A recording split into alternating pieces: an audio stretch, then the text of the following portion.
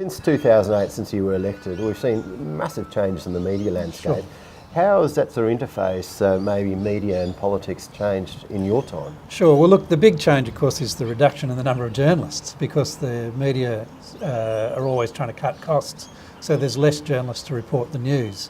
There's less in-depth analysis, and because of the domination of social media, the echo chamber effect, people only read what they're interested in. They have their voices, their views reinforced. So you get a narrowing of the media dialogue, and there's less analysis.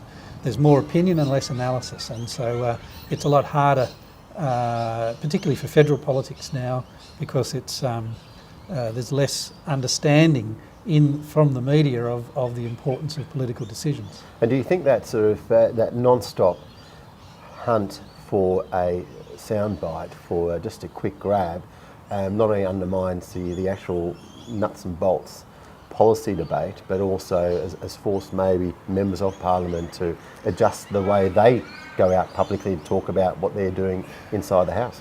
Well, I mean, one of the things is that inside the House has become less important, and because every politician can now speak direct to the public, they don't have to worry so much about the media. So there's now a very different dynamic in everybody's relationship with the media. So whilst I'm not saying that the 6 o'clock news isn't the dominant medium, it still is. There is now all these other alternatives, including direct to market through social media. So it is a very different dynamic. You know, personally, just in Cannington campaigning, I can tell you that I spend a lot more now on social media than I used to, and I spend less on letterbox because nobody reads things in the letterbox anymore. So it is a very different dynamic now than just 10 years ago, and certainly it's unrecognisable from 20 years ago. Sunday coming up with a raft of by-elections. Sure. Again, because you've had long history now, a decade I think is a long history in politics now. Yep. I don't know how many Prime Ministers you've seen through in that 10 years. Yeah.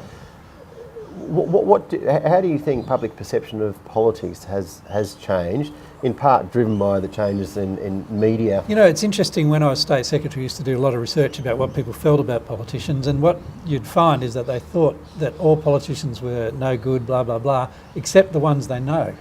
And I think that's still the case, that if you're able to get out and talk to your constituency, people will have a good view of you, but if you don't, then they're going to have a negative view of you. And I think that's that really depends on how hard you work, and that's both your personal constituency but also your political constituency in terms of portfolio or whatever else that you happen to be interested in.